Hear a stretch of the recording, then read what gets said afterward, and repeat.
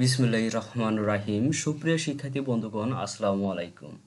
আজকে আমি তোমাদের সাথে লেনদেন অধ্যায় থেকে আরও একটি অঙ্ক নিয়ে হাজির হয়েছি। এই অঙ্কটি দিনাজপুর বোর্ড 2023 সালের 4 নম্বর অঙ্কে এসেছিল।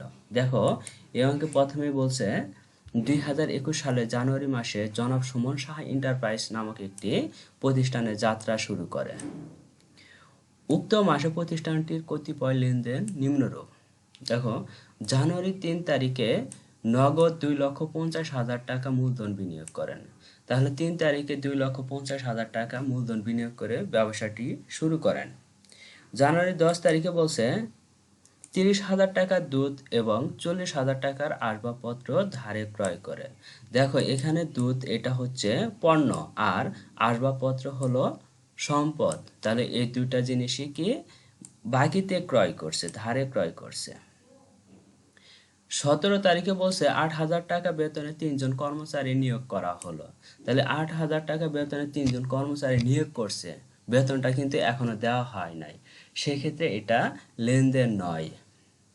25 তারিখে বলছে ব্যবসায়ের টাকায় নিজ বাড়িতে একটি পুকুর খনন করা হয় 70,000 টাকায়। ব্যবসার টাকা থেকে নিজ বাড়িতে পুকুর খনন করছে, তাহলে এটা কি উত্তোলন হবে, মানে নিজ প্রয়োজনে কাজ করছে, সেজন্য এটা উত্তোলন। 28 তারিখে বলছে বিনিয়োগের সুদ প্রাপ্তি 10,500 টাকা, এটা আয়। 30 তারিখে বলছে শতাব্দী ট্রেডার্স হতে প্রতি লিটার 200 টাকায় 30 লিটার সয়াবিন তেল ক্রয়ের জন্য প্রতিশ্রুতিবদ্ধ হয়েছে। তাহলে এটা প্রতিশ্রুতিবদ্ধ হয়েছে, এখনো ক্রয় করেনি, সেক্ষেত্রে এটাও লেনদেন নয়। দেখো, প্রশ্নে চেয়েছে ক নাম্বার বলছে উপযুক্ত তথ্যের ব্যবসায়িক লেনদেন নয় এমন ঘটনাসমূহ চিহ্নিত করে মোট পরিমাণ নির্ণয় করো। তাহলে যেগুলো ব্যবসায়িক লেনদেন নয় সেগুলো চিহ্নিত করে তার পরিমাণ নির্ণয় করতে হবে।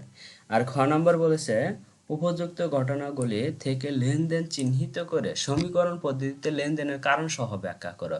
তাহলে প্রথমে লেনদেন চিহ্নিত করতে হবে, তারপরে তার কারণ সহ ব্যাখ্যা করতে হবে। আর গ নাম্বার বলছে মাস শেষে জনাব সুমনের স্বত্বাধিকারের পরিমাণ নির্ণয় করো, অর্থাৎ মালিকানা শর্তের পরিমাণ নির্ণয় করতে হবে।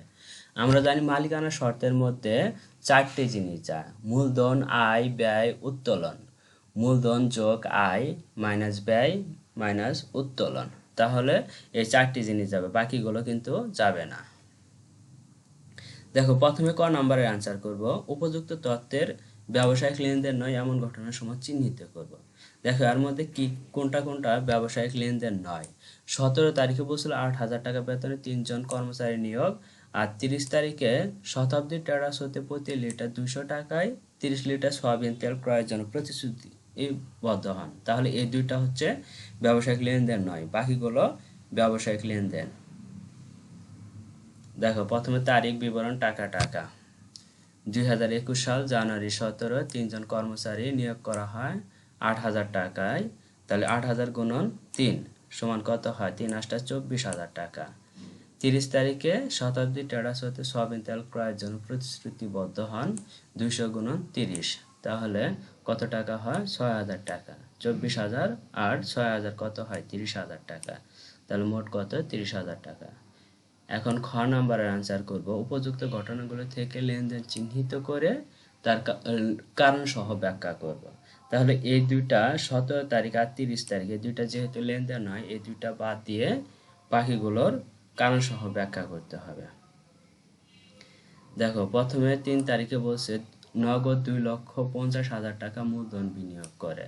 তাহলে এটার প্রথমে কি জাবেদা করতে হবে, জাবেদা করার পরে আমরা ব্যাখ্যা দিব, কারণ জাবেদা করে ব্যাখ্যা দিলে ব্যাখ্যা দেওয়াটা অনেক সুবিধা হয়। দেখো, প্রথমে লিখবো তারিখ, লেনদেন কি না, কারণ সহ ব্যাখ্যা। 3 তারিখে 2,50,000 টাকার মূলধন বিনিয়োগ করে, তাহলে জাবেদা কি হবে? নগদান হিসাব ডেবিট, মূলধন হিসাব ক্রেডিট। তাহলে প্রতিষ্ঠানে তোমার সম্পদ বৃদ্ধি পেয়েছে, এদিকে মালিকানা সত্ত্বেও বৃদ্ধি পেয়েছে।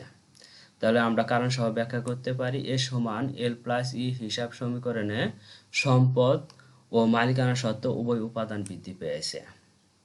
মনে রাখবা এ সমান এল প্লাস ই, এখানে সম্পদ যদি ডেবিট হয় সেক্ষেত্রে বৃদ্ধি পায়, আর দায় প্লাস মালিকানা শর্ত এই দুইটা যদি ডেবিট হয় হ্রাস পায়। আর যদি ক্রেডিট হয় তাহলে বৃদ্ধি পাবে। তাহলে এখানে কি নগদান হিসাব ডেবিট, মূলধন হিসাব ক্রেডিট, সম্পদ ডেবিট হয়েছে, তাহলে সম্পদ বৃদ্ধি, মূলধন কার মধ্যে যাবে? মালিকানা শর্তের মধ্যে, অর্থাৎ অনার্স ইকুইটির মধ্যে যাবে। তাহলে মূলধন এটা কি মালিকানা শর্তের মধ্যে, মালিকানা শর্ত বৃদ্ধি পেয়েছে। এরপরেরটা দেখব। এরপরে 10 তারিখে বলছে 30,000 টাকায় দুধ এবং 40,000 টাকার আসবাবপত্র ধারে ক্রয় করছে। দেখো এখানে 30,000 টাকা দিয়ে পণ্য ক্রয় করছে, তাহলে এটা পণ্য ক্রয় হিসাব ডেবিট, পাওনাদার হিসাব ক্রেডিট। এখানে ব্যয় বৃদ্ধি পেয়েছে এবং দায় বৃদ্ধি পেয়েছে। তাহলে ব্যয় যখন বৃদ্ধি পায় তখন মালিকানা সত্ত্ব থেকে কমে যায়। তাহলে এখানে কি মালিকানা সত্ত্ব হ্রাস আর দায় বৃদ্ধি, এটা লিখতে পারি। আর 40,000 টাকা দিয়ে আসবাবপত্র ধারে ক্রয় করছে, তাহলে এটা আসবাবপত্র হিসাব ডেবিট, দায় হিসাব বা প্রদেয় হিসাব ক্রেডিট। এখানে কি এটাতে সম্পদ বৃদ্ধি পেয়েছে এবং দায় বৃদ্ধি পেয়েছে, সম্পদ বৃদ্ধি, দায় বৃদ্ধি। তাহলে তিনটা সমন্বয় করে লিখতে পারি যে সম্পদ বৃদ্ধি, দায় বৃদ্ধি এবং এখানে ব্যয় বৃদ্ধি পেয়েছিল, ব্যয়টা মালিকানা সত্ত্বের মধ্যে যাবে। তাহলে ব্যয় যখন বৃদ্ধি পায় তখন মালিকানা সত্ত্ব থেকে কমে যায়, তাহলে মালিকানা সত্ত্ব হ্রাস। তাহলে লিখতে পারি সম্পদ ও দায় বৃদ্ধি পেয়েছে এবং মালিকানা সত্ত্ব হ্রাস পেয়েছে।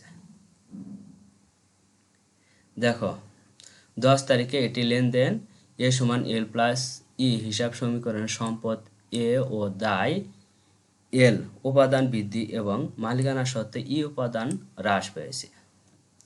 এটা যদি কারো বুঝতে অসুবিধা হয় তাহলে অবশ্যই কমেন্ট করে জানাবা, কারণ এখানে একটু কঠিন তোমাদের মনে হতে পারে, তাহলে আরো বিস্তারিতভাবে তাকে বুঝিয়ে দিব।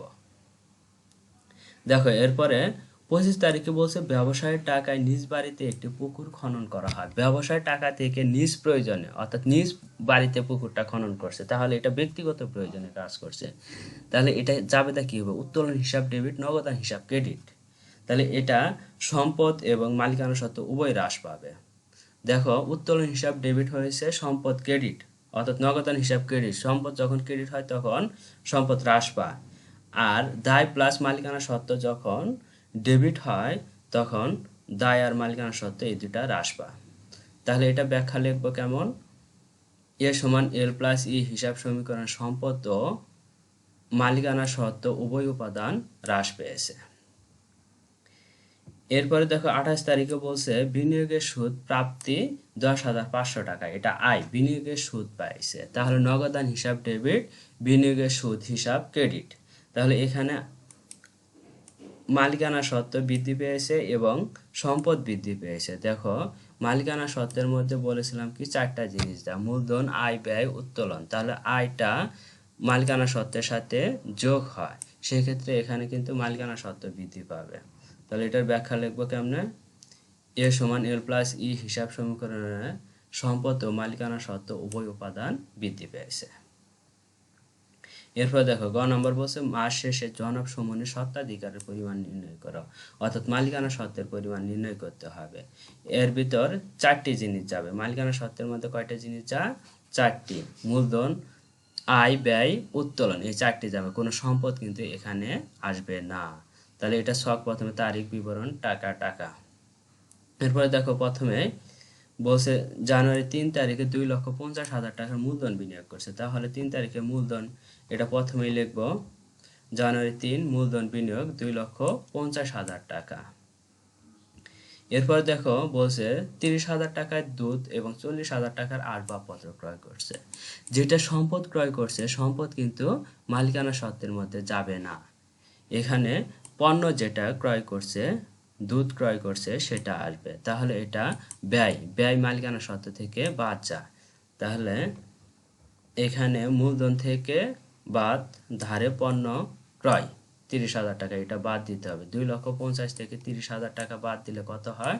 2,20,000 টাকা। এরপরে দেখো 17 তারিখে এটা লেনদেন নয়। 25 তারিখে বলছে ব্যবসায়ের টাকায় নিজ বাড়িতে একটি পুকুর খনন করা হয় 70,000 টাকায়, এটা উত্তোলন। উত্তোলন মালিকানা সত্ত্ব থেকে বাদ দিতে হয়। দেখো 25 তারিখ বাদ ব্যবসায়ের টাকায় নিজ বাড়িতে একটি পুকুর খনন, অর্থাৎ এটা উত্তোলনটা মালিকানা সত্ত্ব থেকে বাদ দিতে হবে। তাহলে 2,20,000 থেকে 70,000 টাকা বাদ দিলে কত হয়? 1,50,000 টাকা। এরপর দেখো 28 তারিখে বলছে বিনিয়োগের সুদ প্রাপ্তি 10,500 টাকা। এটা আয় মালিকানা সত্ত্বের সাথে যোগ হয়। দেখো 28 তারিখ যোগ বিনিয়োগের সুদ প্রাপ্তি 10,500 টাকা। এরপর দেখো 30 তারিখে বলছে প্রতি লিটার 200 টাকায় 30 লিটার সয়াবিন তেল ক্রয়ের জন্য প্রতিশ্রুতিবদ্ধ হয়েছে। এটা লেনদেন নয়, তাহলে এটা আসবে না এখানে। এটার সাথে 1,50,000-এর সাথে 10,500 টাকা যোগ করলে কত হয়? 1,60,500 টাকা। এই অঙ্কে কোথায় যদি তোমাদের সমস্যা মনে হয় সেক্ষেত্রে অবশ্যই কমেন্ট করে জানাবা, আমি অ্যান্সার দেওয়ার চেষ্টা করবো ইনশাআল্লাহ।